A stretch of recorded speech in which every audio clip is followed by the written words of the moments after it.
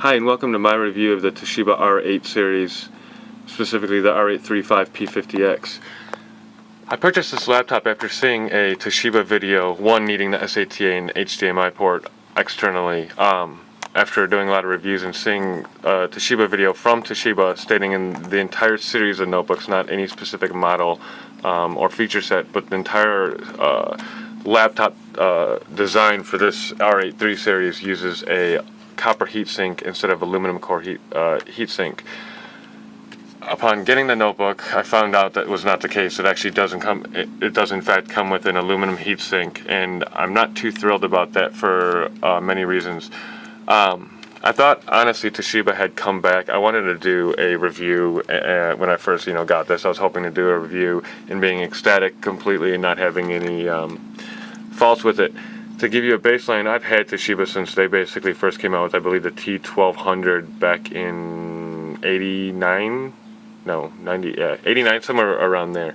And most recently the 2435 series and 5205 series notebooks. The 2435 is still churning away. It's Pentium 4, 2.4 gigahertz with a copper heatsink. The two notebooks 5205 series, I have two of those, which are high-end Toshiba notebooks, actually have both failed due to overheating of the GPU, thus resulting in basically the GPU chip is actually coming off the motherboard. So heat actually plays a huge part in notebook design, and that's one thing Toshiba was touting in this series, that it has a thermal management design that integrates the copper core heatsink. I'm going to switch over to the Toshiba video and let you watch a portion of that where they discuss the design and how the copper heatsink plays an important role versus aluminum. And then I'm going to bust open this one and you can see for yourself what in fact this one has in it. And then I'm going to go into a little bit more about thermal management on notebooks.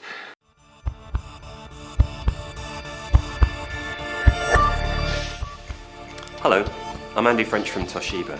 I have a question for you. How is it possible to manufacture a laptop that's exceptionally powerful and fully featured, yet light and thin, and that won't cost you a fortune? That's a problem we at Toshiba have tried to solve for quite a long time, but we think we've done it. A crucial part of the answer is in a revolutionary cooling technology.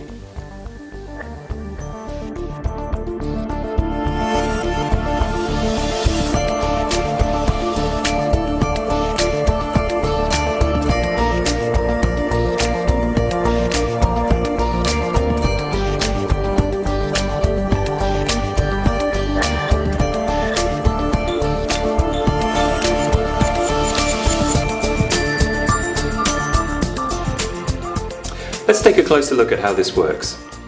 As usual, there's a fan inside the system. What's not so usual is its size. Because it's relatively large, it only has to spin at 4,500 revolutions per minute. Slower speed means quieter working. Also unusual is that this fan actually sucks cool air in rather than blowing hot air out. It creates an airflow inside the computer. Toshiba engineers used high-speed signal simulation technology to create an extremely efficient motherboard. It consists of 8 layers compared to 4 or 6, which is the norm. That way we could make the system board smaller, but also optimize the layout of the components in terms of their thermal characteristics. Here's an example. For engineering reasons, the CPU is normally placed in the middle of the system board, surrounded by linked components. But we were able to break the rules and put the CPU and other hot components closer to the cooling system. Heat from the CPU is transported by a heatsink to the copper cooling grid. Aluminium is normally used here, but copper is a much better heat conductor, so it moves the heat more effectively to the cooling airflow from the fan. These technologies are now utilized in Toshiba's new range of 13.3-inch, 14-inch and 15-inch business laptops. Before we go too much further, I just want to go into Toshiba. They say that the laptop has a honeycomb design with the magnesium. That I only found really was on the plates, which actually is where you really need it. The bottom plate of the laptop does not actually, it's not honeycomb, nor does it really need to be honeycomb, but I just figured since they stress the fact that it's honeycomb, and I figured I'd show you that it's indeed not honeycomb. Now onto the inside of the laptop. I do want to apologize ahead of time if it gets a little jumpy. I'm recording with one hand, controlling another light source with the other, and trying to zoom. So anyway, as they say, you can see everything is the same exact as what they say, except for the aluminum heatsink, which we'll get to in just a second here. However, but they do say it's got the big fan. Honestly, it's not as big as some of the other fans I've seen in other computers. It does appear to blow air on the top and the bottom of this board. I have yet to take the board out of the laptop yet. However, I will be doing that here now, especially since the other issues I have found, i.e. the aluminum heatsink, that they stress is copper in their video. As you can see, it's not even soldered in place, and I'll get to the soldering in a second, but it's held on there with friction. And if you know anything about aluminum and copper, sorry, I'm trying to focus. If you know anything about aluminum and copper, they don't expand and contract the same way. Copper doesn't expand and contract as much as aluminum does. So while the heat pipe itself might not be expanding as much, the actual fins that are touching the heat pipe are going to expand and contract. So over time, it's actually going to lose contact. Some of the other heat sinks I've seen out there, even from Toshiba, that have a copper heat pipe with aluminum heatsink are soldered on. And as much as I'm not a fan of solder for thermal conductivity, it is better than this. I've actually thought about getting this soldered to do a before and after test in controlled ambient temperatures. But as you can easily see, this thing is not copper, as they say. In fact, it is aluminum, which is not as good as they even say. And in this laptop, you actually really need that the copper finned heatsink. As you can see, the plate that actually attaches to the CPU is very thin. It's nothing like most other heat sinks. Just to give you an idea, here is a heat sink and heatsink pipe for a Toshiba 5205 series. And as you can see, and I'll put a picture in here. Maybe I don't have to. You can see that it's actually soldered on there. So it's not going anywhere. And that actually, as much as it's only touching one side, that solder joint actually is making up for it quite a bit. So, and you can see it's got a lot larger heat plate, or whatever you want to call it, that hooks up to the heat pipe, and it is, I believe it was actually lapped from the factory, and over the years, this has actually been in a drawer and abused and used with R&D testing for other light sources, so it's been sanded and screwed up ever since then. But that gives you an idea of what you really kind of want in a laptop. This could work if this had a copper heatsink attached to it, soldered, or you know, either soldered in the core here or placed on the top or bottom. I'm assuming that they needed to go in the middle, just the way the board is laid out. If you look, the board is pretty much level, so it couldn't go on the bottom of the board, and going on the top probably is not going to happen either due to the size of the laptop. However, they could have soldered this and made a lot better connection.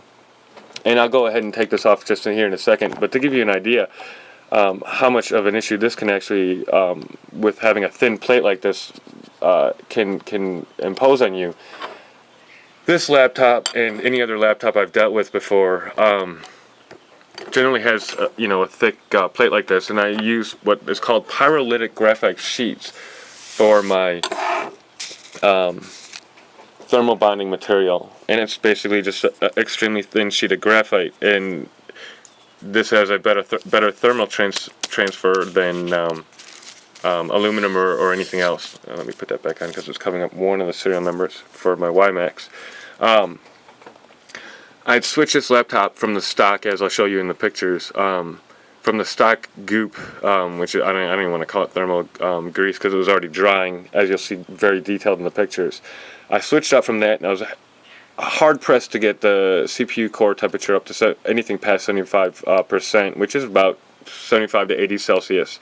When I switched over to the PGS sheet, CPU temperatures under heavy load, obviously, two 720p movies and rendering a 720p movie in the background, AVC HD format. the CPU is getting up to 99 degrees Celsius. I've since figured out why, and that is basically because this heat plate, or whatever you want to call it, is not flat and actually has a curve to it. So this, don't want to uncover that. So even though this works on this type of heat plate with any standard CPU, this particular heat plate is going to require a thermal grease. So I've actually gone back to Arctic Silver 5. I've never actually really used this brand before. I've used other brands of silver. Here's a piece of the pyrolytic graphite sheet if I can get it off. There. It's kind of flexible. It will break in half. As you can see, it just snapped. So it's very thin, and it's just basically graphite sheets. It's got the best thermal conductivity out there, other than basically, I think gallium might be a little bit better. I'm not sure which one of those two. I'll go ahead and take this off and show you how thin this is. And you can, in going back to the flexing, you can see that this flexes. So as this heats up and it goes from the hot spot, the hot point of the CPU might actually become a wider gap, which is one reason why I'm going back to the thermal grease, so it will take over that. My other issue with this laptop, it has no heatsink at all. I honestly haven't even read this chip to see if it's the bridge or GPU. I'm not sure. The GPU might be underneath it, but I don't see any heatsink on there, which is actually not the greatest thing, because if you look at example Toshiba 5205, I told you I had two of the dead laptops. If you look at a 5205 motherboard, you can actually see that it's got a heatsink on it, but this one obviously doesn't. And then the heatsink plate and fan would sit right here. What kills this laptop, or killed this laptop, was there was no heatsink at all for the NVIDIA GPU. So when the laptop actually gets hot, if you push on this, when the screen starts going bad, you actually can get the screen to come back. So this is obviously overheating and popped off the board. So thermal management in a laptop is key. Just a couple other things I wanted to show you and go over on this laptop before we go any more into that. The CD-ROM drive, this is not a negative, this is not a bad what I'm about to show you, it's just different. The CD-ROM drive is actually just there like it is. There's no cover for it at all, and the reason why is to make it a lower profile. The problem that you could see is if you're in a dusty environment, your CD drive might become dirty a little bit faster than normal, so you'll have to keep an eye on it. If it stops recording or reading a CD perfectly, just go ahead and go inside and clean it. There's, as you can see, honeycomb on the palm rest, which gives a lot of rigidity. I wouldn't get upset at this thing and give it a few taps while it's writing to a CD, because obviously you could spin it down or do other damage if it flexes too much. And then it has the standard SATA hard drive in it. I'll pop that off because I don't want to show you the serial number, no offense. The standard 2.5 inch hard drive SATA. And you can see that everything is tied together with the ribbon cables back to this motherboard. It's actually, the motherboard itself is from here to here, and that's it. There is a USB USB SATA port here, HDMI. You got your power connection that's off the motherboard. A lot of companies are doing this, and they have been doing it for a while, so that way when you break your adapter port, you don't destroy your motherboard. Old laptops back in the day, and some cheap ones actually are tied to the motherboard, which is a real bummer. You can see over here that it's got the phone jack, actually modem jack, sorry, this laptop doesn't come with a modem. Another USB port, the microphone, and line out, and everything's tied again with ribbon cables. Honestly, I'm not a fan of ribbon cables in movement application, but these are not moving, so you don't have a problem with that. The one thing I did notice that it doesn't line up perfectly, so if you line it up, you'd actually over a screw hole. However, this doesn't actually get screwed into anything, so I'm not sure what that was, that screw point was for. And overall, it's a pretty cool laptop design. Let me see if I can. Oh, that one's not going to come off. It's screwed on. But at first, honestly, that kind of got me that it was open like that. But then I was thinking about it, and the laptop's pretty much sealed up. And if you keep it clean, just get a can of air and blow through it. Every so often, you're going to be okay, I think. But yeah, let me go ahead and take this off, and then I'll show you a little bit more about this heatsink. So we got the heatsink off, and as you can see, it's got the Intel i3 core processor in it. You'll actually see in the videos, like I say again, the thermal paste that they had on there that was already drying out within a week after getting it. I will say this laptop, when you first get it, reeks. When it first powers up, that's everything just mushing or whatever, just typical burn-in. That does go away, so don't worry about that. I want to say this thing's been running for about a week and I still smell it, so it's just not as bad as what it once used to be. I was going to also take the motherboard off. I decided not to. I ended up taking that off, got the screws out, and it was just more of a mess than I wanted to do it just for show. But I did look, and it does have air cooling going across the bottom and then coming out across the side right here to go along with the heatsink. You can't really see anything. But anyway, onto the heatsink. This is where the magic is supposed to happen, but it doesn't, in my opinion, at least. You can see my PGS sheet that I had cut to fit this, and this actually works on any other processor that uses a thick plate that's pretty much lapped already or has a close finish.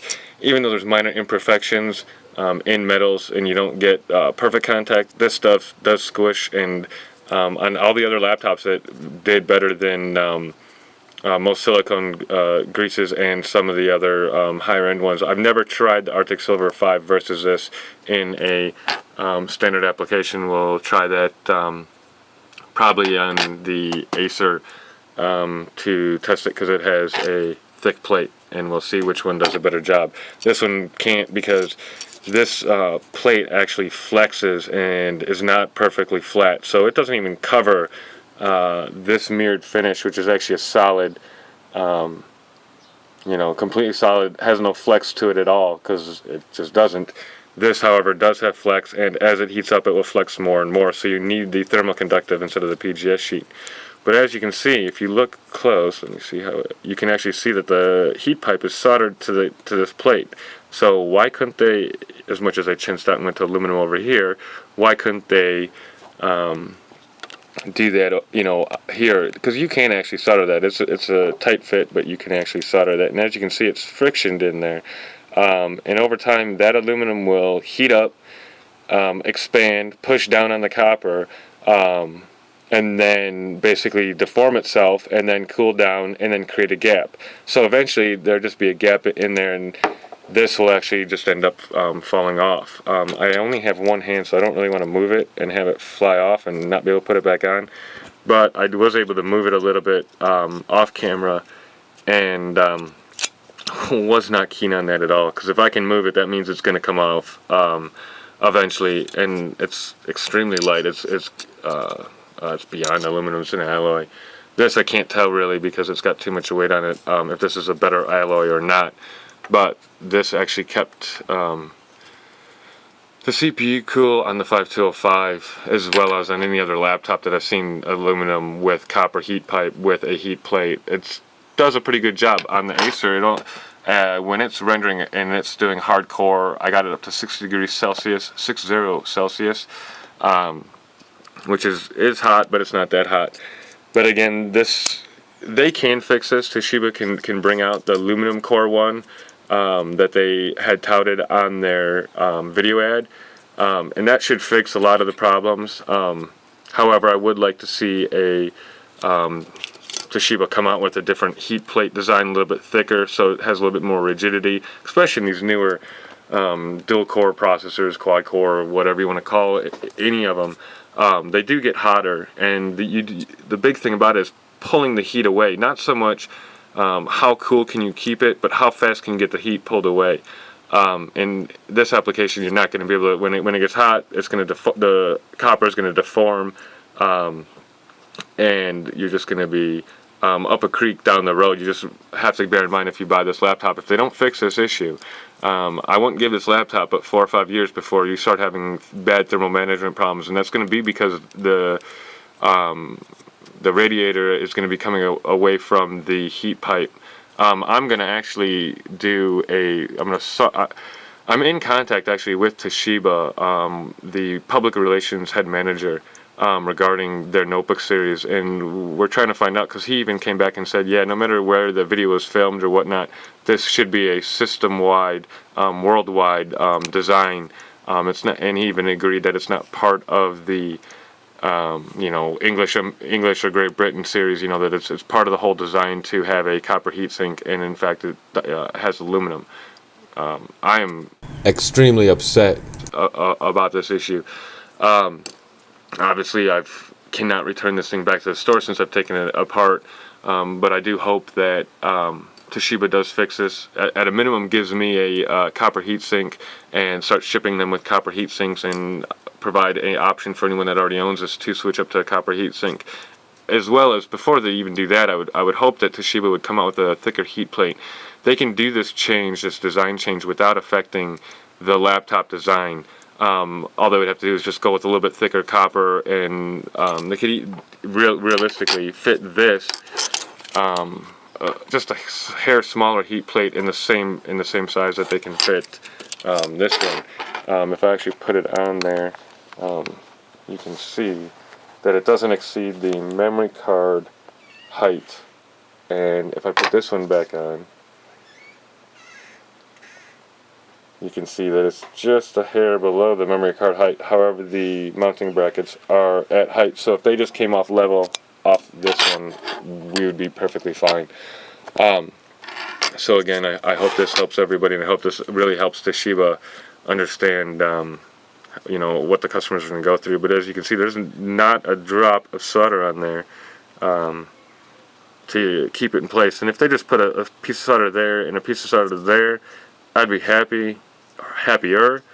But it's still not going to stop the problem that you're going to have here with expansion, contraction, and eventual loss of contact in that. So actually, before we go, I want to first just quickly go over, this is the Intel, upside down, that's not how we want to see anything.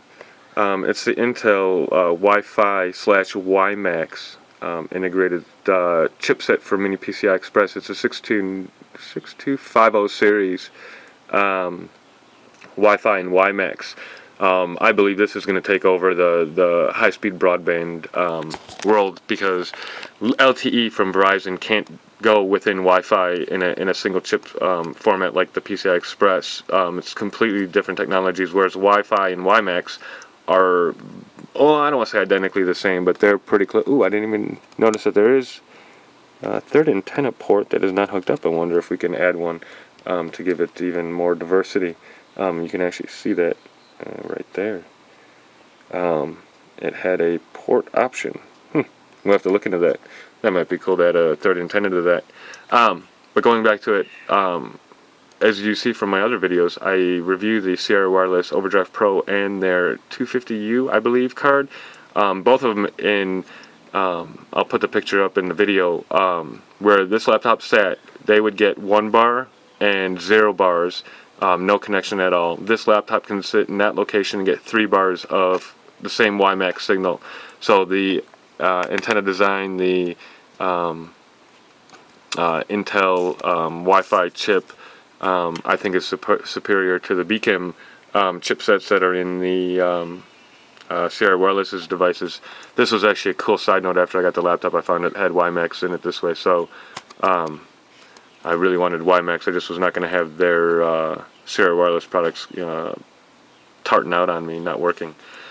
But hope you enjoy your laptop if you get one. Hopefully by the time you get one, they do fix this or give you an option. Honestly, I would not recommend this laptop without a copper heatsink.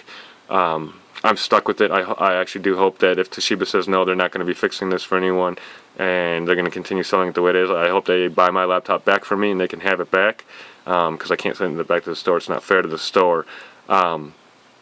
But I do hope that they either fix it or take my laptop back, and I will go find another laptop. But I do see Toshiba, if they fix this issue in their laptops and add a heatsink to this, I did look underneath the laptop and didn't see another chip that looked similar to this, and I haven't looked at the numbers to know whether or not this is a part of the motherboard or the Intel GPU. I'm gonna go ahead and assume it's the GPU, but don't know yet. But they should have added a heatsink to this, and since I didn't see anything else underneath it that was the size of this, I would assume this is a GPU. These are photos taken out of the video from Toshiba's video.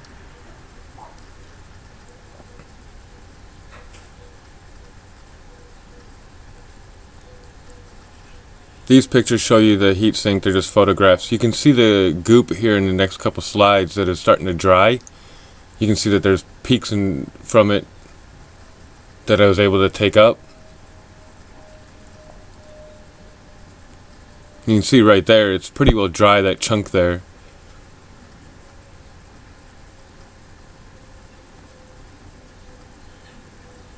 Now coming up is the two laptops that did the heat test side by side. Coming up is the Toshiba. As you can see, it's 99 degrees Celsius. And here's the Acer running at about 60 degrees Celsius, high 60 degrees Celsius. And here's the Acer, the Toshiba after cooldown. And the Acer after cooldown. This is using the Arctic Silver 5 in the Toshiba and after cooldown. Here we have the Acer's heatsink array. Here we have a Toshiba 2435 still churning away today. And its copper core heatsink from Toshiba, obviously. Thank you for watching the video. And here's the two Toshiba 5205s. And here is the clear Wi-Fi, clear WiMAX signal strength 3, where I used to get 0 or 1 in the same location. Thank you for watching the video. Be safe today.